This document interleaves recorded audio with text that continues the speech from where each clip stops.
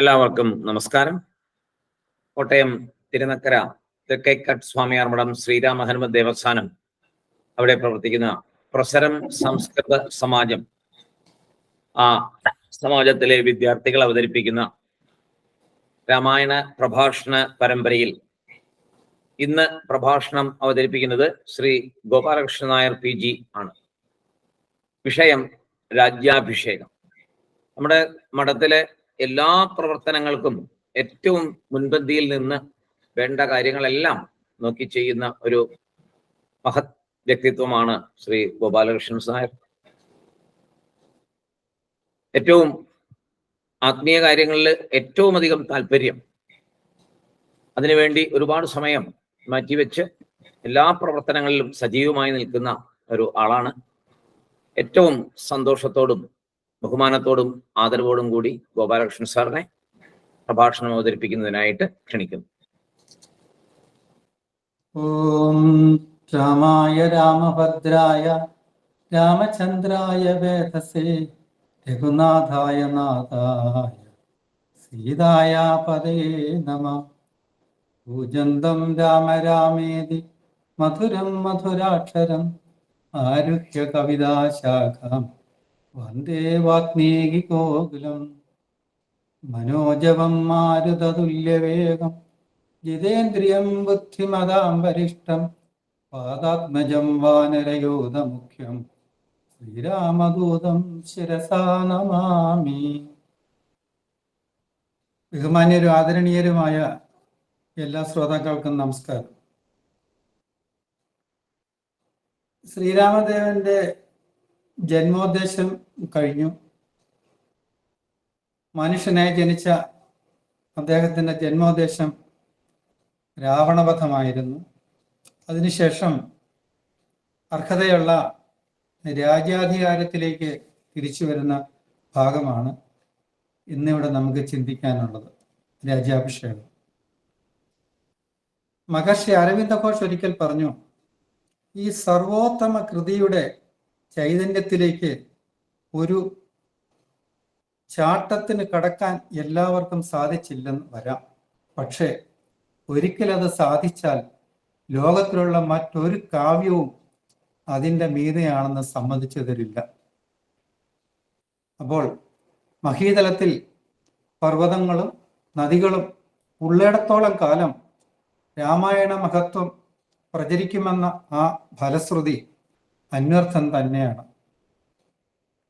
രാമായണം പോലെ ബൃഹത് സ്വരൂപവും നാനാരസ വിലസിതവുമായ ഒരു മഹാകാവ്യത്തെ അനേകം കോടികളിൽ നിന്ന് സമീപിക്കാൻ കഴിയും.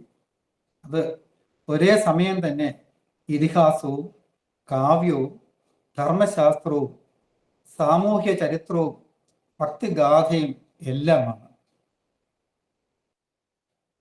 7 നാളത്തെ പോരിന് ശേഷം രാവണവധം നടത്തി. അതിനുശേഷം വിഭീഷണനെ ലങ്കയിലെ രാജാവായി അഭിഷേകം ചെയ്തു. പിന്നീട് സീതയെ വിളിക്കാൻ ആള് പോകുന്നു. സീത വരുന്നു. സീതയെ കാണാൻ വേണ്ടി വാനരന്മാർ തിക്കിത്തിരക്കുകയാണ്. കാരണം അവരിത്രയും കാലം അന്വേഷിച്ച് നടന്നിട്ടുണ്ട് എങ്കിലും ഒരാളിനെ കണ്ടിട്ടില്ലല്ലോ. കാവൽക്കാര് ഓടി വരുന്ന കുരങ്ങന്മാരില്ലേ, കാവൽക്കാര് ലാത്തിയുമായിട്ട് ഇവര് ഓടിക്കുകയാണ്. അപ്പൊ ശ്രീരാമദേവൻ ഇടപെട്ടുകൊണ്ട് പറയുകയാണ്, എന്തിനാണ് സ്വജനങ്ങളായി ഇവരെ നീ ഉപദ്രവിക്കുന്നത്? ആ ചോദ്യത്തിന്റെ കാരണം എന്താണെന്ന് ചോദിച്ചാൽ, വീടും വസ്ത്രവും മതിലും മൂടുപടവും ഇത്തരം രാജസത്കാരങ്ങളും ഒന്നും സ്ത്രീയുടെ രക്ഷാകവചമല്ല. സദ്വൃത്തിയാണ് സ്ത്രീയുടെ ആവരണം. വ്യസനകാലത്തും ആപത്ഘട്ടത്തിലും യുദ്ധത്തിലും സ്വയംവര സമയത്തും യാഗത്തിലും വിവാഹത്തിലും സ്ത്രീയെ കണ്ടതുകൊണ്ട് അവൾക്ക് ദോഷമൊന്നുമില്ല. അതുകൊണ്ട് പല്ലക്കിൽ നിന്നിറങ്ങി സീത കാൽനടയായി എൻ്റെ മുമ്പിൽ വരട്ടെ, വാരന്മാർ സീതയെ കാണട്ടെ എന്ന് ശ്രീരാമൻ ആജ്ഞാപിച്ചു. സീത എത്തി. എന്നിട്ട് സീതയോട് രാമൻ പറയുകയാണ്, അതിരെ പോരിൽ ശത്രുവിനെ ജയിച്ച് ഭവതിയെ ഞാൻ വീണ്ടെടുത്തിരിക്കുന്നു. പൗരുഷം കൊണ്ട് സാധിക്കേണ്ടത് ഞാൻ ചെയ്തു കഴിഞ്ഞിരിക്കുന്നു. ശത്രു ചെയ്ത ധിക്കാരത്തെ നീക്കുന്നതിന് ഒരുവൻ ചെയ്യേണ്ടത് മനകാംക്ഷിയായ ഞാൻ രാവണനെ കൊന്ന് സാധിച്ചിരിക്കുന്നു. ഞാൻ ഇത് ചെയ്തത് ധർമ്മം പാലിക്കുന്നതിനും പ്രസിദ്ധമായ എൻ്റെ വംശത്തിനേർപ്പെട്ട കളങ്കത്തെയും എനിക്കേർപ്പെട്ട അവമാനത്തെയും പരിമാർജനം ചെയ്യുന്നതിന് വേണ്ടിയാണ്. ഭവതി പ്രാപ്ത ചാരിത്ര സന്ദേഹയാണ്. നേത്രരോഗം ബാധിച്ചവന് ദീപം പോലെ അപ്രിയമാണിപ്പോൾ ഭവതി എനിക്ക്. ഇത് കേട്ട് സീത ഞെട്ടിപ്പോയി. ഞെട്ടിപ്പോയ സീത ചോദിക്കുകയാണ്, അങ്ങെന്താണ് ഇങ്ങനെ പറയുന്നത്? പ്രാകൃത സ്ത്രീകളുടെ സമ്പ്രദായം കണ്ട് അങ്ങ് സ്ത്രീവർഗത്തെ മൊത്തം സംശയിക്കുകയാണോ? പരപുരുഷൻ സ്പർശിച്ചത് അത് എൻ്റെ അനുവാദത്തോടു കൂടിയാണോ? അത് എൻ്റെ കുറ്റമാണോ? അങ്ങനെയാണെങ്കിൽ ആരാണ് കുറ്റക്കാർ? ദൈവം തന്നെയാണ് കുറ്റക്കാർ. ദൈവമല്ലേ ഇതെല്ലാം വരുത്തി വെച്ചത്? അങ്ങനെ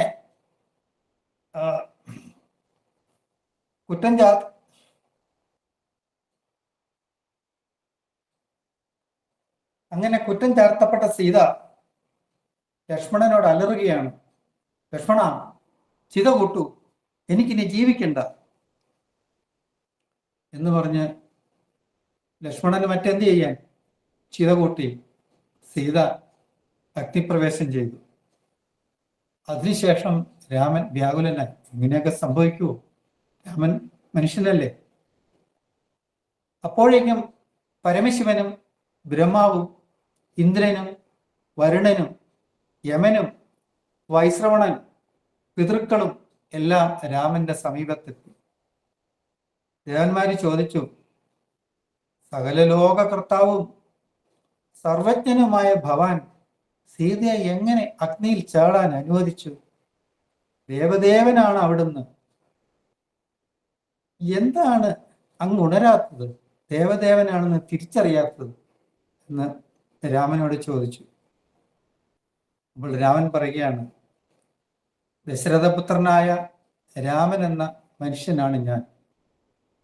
അത്രേ എനിക്കറിയാവൂ. ഞാൻ ആരെന്നും എവിടെ നിന്നുമുള്ളതൊക്കെ ബ്രഹ്മദേവൻ അല്ലെങ്കിൽ പറഞ്ഞു തരട്ടെ.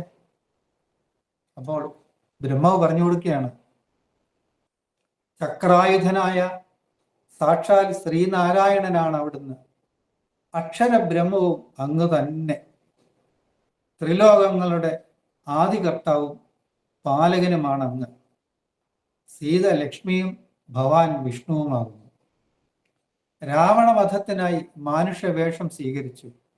ഹേ ധർമ്മമൂർത്തി, ഞങ്ങളുടെ ആവശ്യം നിർവഹിക്കപ്പെട്ടു കഴിഞ്ഞു. രാവണൻ കൊല്ലപ്പെട്ടു. രാമ, അങ്ങ് സന്തുഷ്ടനായിട്ട് ദേവലോകത്തേക്ക് മടങ്ങിയാൽ. ഇത്രയും ആയപ്പോഴേക്ക് വൈദേഹിയെ അംഗതലത്തിൽ എടുത്തുകൊണ്ട് അഗ്നിഭഗവാൻ ഉയർന്നു വന്നു. അഗ്നിഭഗവാൻ പറയുകയാണ്, വൈദേഹി കളങ്കിതയല്ല, പരിശുദ്ധിയായ അവളെ സ്വീകരിക്കുക. മറുത്തൊന്നും പറയരുതെന്ന് ഞാൻ ആജ്ഞാപിക്കുന്നു. അവിടെ അഗ്നിദേവൻ ആജ്ഞാപിക്കുകയാണ് ചെയ്യുന്നത്. അപ്പോൾ രാമൻ പറയുകയാണ്, ദീർഘകാലം രാവണാന്തപുരത്തിൽ പാർത്തവളെങ്കിലും തീർച്ചയായും ത്രിലോകങ്ങളിലും സീത പാവനയാണെന്ന് എനിക്കറിയാം. പരിശോധിക്കാതെ സ്വീകരിച്ചാൽ ദശരഥന്റെ മകൻ കാമൻ കാമാത്മാവായ ബാലിശനാണ് എന്ന് ജനങ്ങൾ പറയാൻ ഇടവരും. അതുകൊണ്ടാണ് ഞാൻ ഇങ്ങനെ ചെയ്തത്. എന്നിലുള്ള ഭക്തി കൊണ്ട് പരിരക്ഷിതയായ ജാനകിയെ പരപുരുഷ ചിന്ത തീണ്ടിയിട്ടേയില്ല. അഗ്നിശിഖ പോലെ അപ്രാപ്യയാണ് രാവണന് ജാനകി. ഭാസ്കരന് കിരണം പോലെ എന്നിൽ നിന്നും അഭേദ്യയാണ് സീത. സത്തുക്കൾക്ക് കീർത്തി എന്നതുപോലെ ത്രിലോക പരിശുദ്ധയായ ജാനകി എനിക്ക് അനുപേക്ഷണീയയാകുന്നു. ഇത്രയും പറഞ്ഞ ശേഷം ശ്രീരാമന് പെട്ടെന്ന് ഭരതനെ ഓർമ്മ വരുന്നു. വേഗം അയോധ്യയിലെത്തണം, 14 വർഷം പൂർത്തിയായി, ഒരു നിമിഷം താമസിച്ചാൽ ഇവിടെ സംഭവിച്ച അവിടെയും സംഭവിക്കും, ഭരതൻ അഗ്നിയിൽ ചാടും. അതുകൊണ്ട് ശ്രീരാമൻ പറയുകയാണ്, എനിക്ക് ഉടനെ അയോധ്യക്ക് പുറപ്പെട്ടേ മതിയാവൂ, എങ്ങനെ എത്താം വേഗത്തിൽ? അപ്പം വിഭീഷണൻ പറയുന്നു, അദ്ദേഹത്തിന്റെ സഹോദരനായ കുബേരന്റെ പുഷ്പക വിമാനമുണ്ട്, അത് ഞാൻ ഒരുക്കി തരാം എന്ന് പറഞ്ഞ് അത് ഒരുക്കി കൊടുക്കുന്നു. രാമൻ വിമാനത്തിൽ കയറുന്നു. എല്ലാവരോടും പിരിഞ്ഞു പോകാൻ ആവശ്യപ്പെടുന്നു, പക്ഷെ ആരും പിരിഞ്ഞു പോകാൻ സന്നദ്ധരല്ല. വാനരസേനയോട് പറഞ്ഞെങ്കിലും അവരൊട്ടും കൂട്ടാക്കുന്നില്ല. അവരും രാമന്റെ അനുവാദത്തോടു കൂടി പുഷ്പക വിമാനത്തിൽ കയറി അയോധ്യയിലേക്ക് പുറപ്പെടുന്നു. 14 കൊല്ലം തികഞ്ഞ പഞ്ചമിയിൽ രാമൻ ഭരദ്വാജാശ്രമത്തിലെത്തി. പോകുന്ന വഴിക്ക് മാമുനിയെ വന്ദിച്ചു. മാമുനിയുടെ നിർദ്ദേശപ്രകാരം അന്ന് അവിടെ അദ്ദേഹം താമസിക്കുന്നു. അതിനുശേഷം ഹനുമാനെ വിളിച്ച് ശ്രീരാമൻ ആവശ്യപ്പെടുന്നു, ഹനുമാനെ, നീ ഭരതന്റെ അടുത്ത് പോയി ഇതുവരെയുള്ള സംഭവ വികാസങ്ങളും കഥകളും എല്ലാം പറയണം. അതിനുശേഷം രാമൻ വരുന്നു എന്ന് പറയുമ്പോൾ ഭരതന്റെ മുഖഭാവം നീ നല്ലതുപോലെ സൂക്ഷിച്ചു കൊള്ളണം. മുഖഭാവം കൊണ്ടും നോട്ടം കൊണ്ടും വാക്കുകൊണ്ടും ഭരതന്റെ ഇംഗിതം ശരിയായും മനസ്സിലാക്കണം. സർവകാമ സമൃദ്ധമായ രാജ്യം ആരുടെ മനസ്സിനെ തന്നെ ഭ്രമിപ്പിക്കുകയില്ല. ഇനി ഭരതൻ രാജ്യാർത്ഥിയാണെങ്കിൽ അവൻ ഭരിച്ചുകൊള്ളട്ടെ.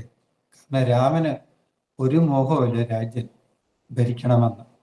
ഭരതൻ തന്നെ ഭരിച്ചുകൊള്ളട്ടെ, അതാണ് രാമന്റെ ഇംഗിതം. പക്ഷേ രാമന് ഭരതനെ അറിയാഞ്ഞിട്ടല്ല, സംസ്കാരം സിദ്ധിച്ചവർക്കും അധികാരമോഹം സുലഭമാണെന്ന വസ്തുത വ്യക്തമാക്കാൻ വേണ്ടി പറഞ്ഞതാണിത്. ഹനുമാനൊട്ട് വന്നുമില്ല, രാമൻ പിന്നെ അന്വേഷിച്ചുമില്ല. കാരണം രാമൻ അറിയാമായിരുന്നു. അതിനുശേഷം രാമൻ അയോധ്യയിലെത്തി. വിമാനം ഇറങ്ങി. അവ ഭരതനും ശത്രുഘ്നനും അമ്മമാരും ജനങ്ങളും എല്ലാവരും ഓടിയെത്തി. ഭരതൻ കൂപ്പുകൈയോടെ വിമാനത്തിൽ കയറി രാമപാദങ്ങൾ വണങ്ങി രാമനെ കെട്ടിപ്പിടിച്ചു. വാനരന്മാർ മാനവരൂപം കൊണ്ടു. ഭരതൻ സുഗ്രീവനെ പഞ്ചമ പ്രാതാവായി അംഗീകരിച്ചു. വിഭീഷണനെ വാഴ്ത്തി. രാമൻ അമ്മമാരെ വണങ്ങി.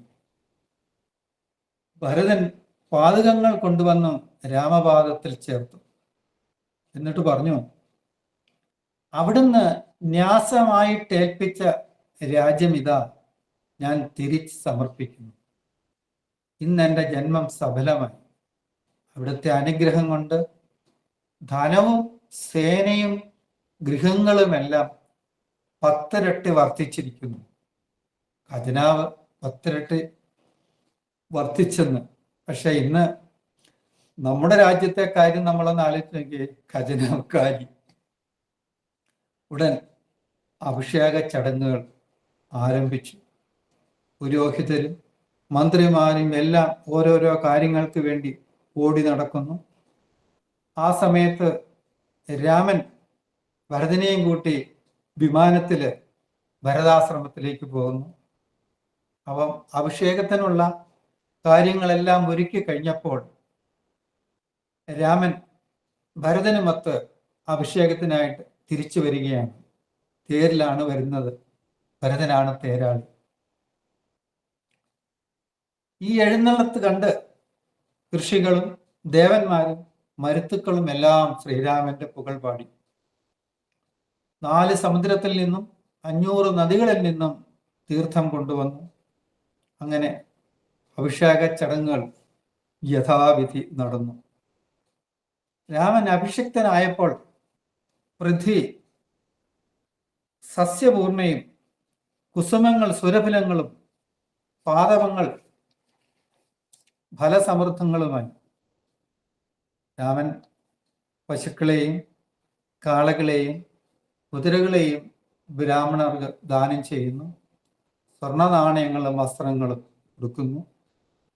അതിനുശേഷം സൂര്യകിരണ സദൃശവും രത്നഖചിതവും കാഞ്ചന നിർമ്മിതവുമായ ഒരു മാല സുഗ്രീവന് സമ്മാനിക്കുന്നു.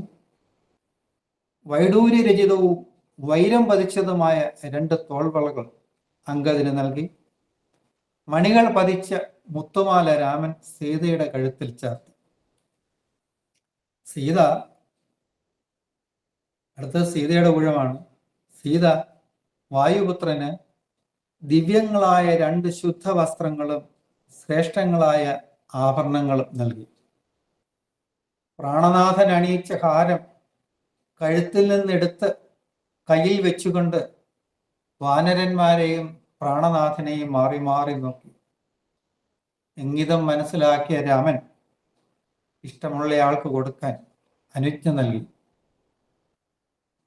അപ്പോൾ സീത ആർക്കായിരിക്കും കൊടുത്തിട്ടുണ്ടാവുക?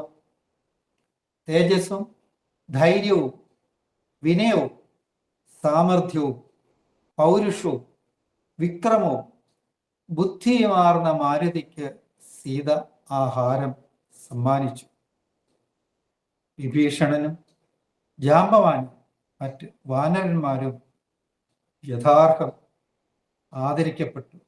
അങ്ങനെ എല്ലാവരും പിരിഞ്ഞു. അഭിഷേക കാര്യങ്ങളെല്ലാം പൂർത്തിയായി. പിന്നീട് രാമൻ 11,000 സംവത്സരം രാജ്യം ഭരിച്ചു.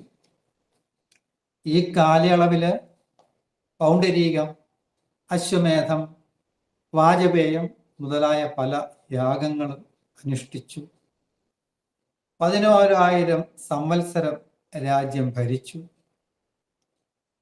100 അശ്വമേധങ്ങൾ നടത്തി. ഈ കാലഘട്ടം മുഴുവനും ലക്ഷ്മണൻ രാമനെ പരിചരിച്ചു കൊണ്ടേയിരുന്നു. ഇനി ഈ കാലഘട്ടത്തിലെ ഈ ശ്രീരാമന്റെ രാജ്യഭരണങ്ങൾ കൊണ്ടായ ഗുണങ്ങൾ എന്തൊക്കെയാണ് എന്ന് നമുക്ക് നോക്കാം. ഒരപേക്ഷയേ ഉള്ളൂ. ഈ ഗുണങ്ങൾ ഇന്നുള്ള രാജ്യഭരണത്തിലുണ്ടോ എന്ന് മാത്രം താരതമ്യം ചെയ്യരുത്. ഒന്നും കാണില്ല, അല്ല ഇവിടെ കാണില്ല എന്ന് പറഞ്ഞത് ഒന്നും കണ്ടെന്ന് വരില്ല. സ്ത്രീകൾക്കാർക്കും വൈധവ്യം ബാധിക്കാറില്ല. ദുഷ്ടമൃഗങ്ങളുടെ ഉപദ്രവം ഇല്ലേയില്ല. കള്ളന്മാരില്ല. യാതൊരു അനർത്ഥവും ആരെയും ബാധിച്ചില്ല. വൃദ്ധന്മാർക്ക് ബാലന്മാരുടെ ശ്രാദ്ധങ്ങൾ ചെയ്യേണ്ടി വന്നിട്ടില്ല. എല്ലാവരും സന്തുഷ്ടർ, ധർമ്മിഷ്ഠർ. ആളുകൾ പരസ്പരം ഉപദ്രവം ചെയ്തില്ല, പക്ഷെ ഉപകാരം ചെയ്തു. ആർക്കും ശോകമില്ല, രോഗമില്ല.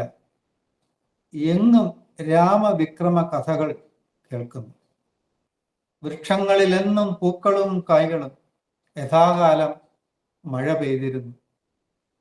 വായു സുഖസ്പർശിയായി വീശി. ചതുർവർണ്ണങ്ങളും ലോഭരഹിതരായി. എല്ലാവരും സ്വധർമ്മം ശരിയായി അനുഷ്ഠിച്ചു.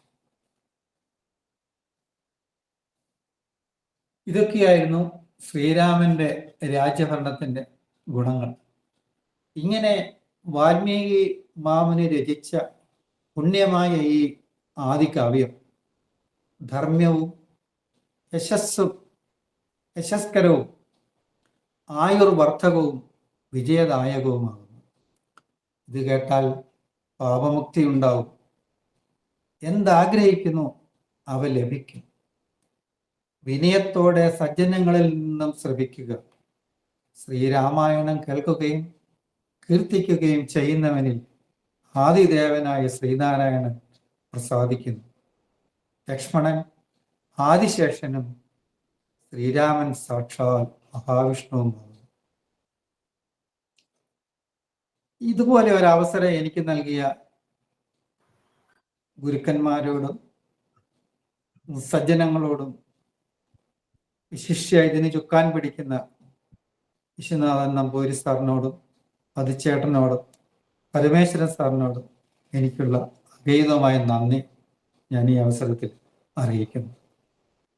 ഓം സർവേ സുഖന്തു, ഓം സർവേ ഭവന്തു സുഖിനഃ, സർവേ സന്തു നിരാമയ, സർവേ ഭദ്രാണി പശ്യന്തു മാ കശ്ചിത് ദുഃഖഭാഗ് ഭവേത്. ഓം ശാന്തി ശാന്തി ശാന്തി. ഗോപാലകൃഷ്ണ സാറിന്റെ അവതരണ ശൈലി കൊണ്ട് നമ്മൾ സാധാരണ ഈ വലിയ ക്ഷേത്രങ്ങളിലൊക്കെ പോയാൽ നല്ല ചുവർ ചിത്രങ്ങൾ കാണും. ആ പുരാണ കഥകള് ഭംഗിയായിട്ട് വരച്ചു വെച്ചിരിക്കുന്ന ചുവർ. അപ്പോ ഒരു ഗൈഡ് അതിന്റെ കൂടെ വന്നിട്ട് ഈ കഥ പറയുമ്പോൾ ആ ചുവർ ചിത്രങ്ങളെ കാണിച്ച് അതിന്റെ കഥ പറഞ്ഞു തരുമ്പോൾ നമ്മൾ ആ കഥയിലൊരു അത് നേരിട്ട് കണ്ടുകൊണ്ട് ഇങ്ങനെ സഞ്ചരിക്കുന്ന ഒരു പ്രതീതി ഉണ്ടാവും. അതുപോലെയാണ് രാവണവധത്തിന് ശേഷം നമ്മളെ കൈ പിടിച്ച് ആ രംഗത്തില് നമ്മളും അതിനകത്തൊരു ആളായിട്ട് ഈ രംഗങ്ങളൊക്കെ കണ്ടുകൊണ്ട് മുന്നോട്ട് പോയി അവസാനം രാമസ്വാമിയുടെ പട്ടാഭിഷേകം കൂടെ നേരിട്ട് കണ്ട ഒരു പ്രതീതിയാണ് ഗോപാലകൃഷ്ണൻ സാർ ഇന്ന് സമ്മാനിച്ചത്. അതിനുശേഷം ധർമ്മിഷ്ഠനായ ഒരു രാജാവ് രാജ്യം ഭരിച്ചാൽ മനുഷ്യ മനസ്സുകളും എത്രമാത്രം നന്നാവും, പ്രകൃതിയും എത്രമാത്രം അതിനനുകൂലമായി ഭവിക്കും എന്നുള്ള വലിയൊരു സന്ദേശവും കൂടെ അദ്ദേഹം ഇതിനകത്തൂടെ അവതരിപ്പിച്ചു.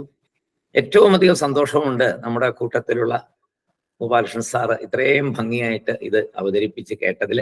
അങ്ങനെ നമ്മുടെ ഈ വേദിയെ ഏറ്റവും ധന്യമാക്കിയതിൽ ഒരുപാട് സന്തോഷം, ഒരുപാട് നന്ദിയുണ്ട്. ഞങ്ങളുടെ എല്ലാവരുടെയും നമസ്കാരം സാറിന്റെ പാദങ്ങളിൽ സമർപ്പിക്കുന്നു. ചേട്ടാ. രാമായണത്തിലെ രാജ്യാഭിഷേക വിഷയം ഭംഗിയായി അവതരിപ്പിച്ച ഗോപാലകൃഷ്ണൻ സാറിന്റെ പാദങ്ങളിൽ വിനീത നമസ്കാരം. മഹർഷി അരവിന്ദ ഘോഷിന്റെ രാമായണ മഹത്വത്തെ അനുസ്മരിച്ചുകൊണ്ടാണ് ഗോപാലകൃഷ്ണൻ സാറ് പ്രഭാഷണം തുടങ്ങിയത്. നന്നായിരുന്നു. സംഭവബഹുലമായ രാജ്യാഭിഷേക കഥകൾ ഹൃദ്യമായി തന്നെ ഗോപാലകൃഷ്ണൻ സാർ അവതരിപ്പിച്ചു. ഭംഗ്യന്തരേണ ആനുകാലിക രാജ്യഭരണത്തെക്കുറിച്ചും പരാമർശിക്കുകയുണ്ടായി. നന്നായി.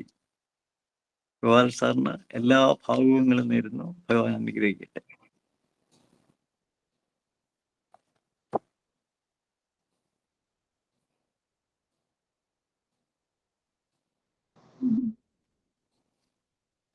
നമസ്കാരം സാർ, വളരെ നന്നായിരുന്നു സാറേ. ആറിനെയൊക്കെ വിമർശിക്കാനൊന്നും എനിക്കറിയില്ല, എന്നാലും ഞാൻ പറഞ്ഞു നന്നായിരുന്നു. അല്ല, മറ്റേ പരമേശ്വരൻ സാറും ചേട്ടനൊക്കെ പറഞ്ഞ പോലെ നല്ല ഒരു പ്രസന്റേഷൻ ആയിരുന്നു. നന്നായിരുന്നു, വളരെ നന്നായി. ഞങ്ങൾ ആ കഥയിലൂടെ അങ്ങ് പോയി. Thank you sir.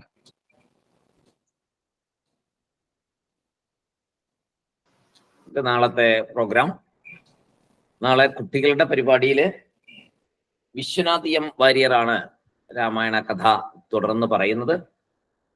പ്രസരം സംസ്കൃതമായത്തിലെ കുട്ടികളുടെ വിദ്യാർത്ഥികളുടെ പരിപാടിയില് ശ്രീമതി ഉഷാ ബാബുരാജാണ് പ്രഭാഷണം അവതരിപ്പിക്കുന്നത്. സീതാ പരിത്യാഗം എന്ന ഭാഗമാണ് നാളെ പ്രഭാഷണത്തിനായിട്ട് അവർക്ക് പറഞ്ഞിട്ടുള്ളത്. എല്ലാവരും നേരത്തെ തന്നെ ഓൺലൈനിൽ കയറി എല്ലാവരെയും അഭിനന്ദിക്കുക, പ്രോത്സാഹിപ്പിക്കുക, അനുഗ്രഹിക്കുക. എല്ലാവർക്കും നമസ്കാരം. നാളെ വീണ്ടും കാണാം.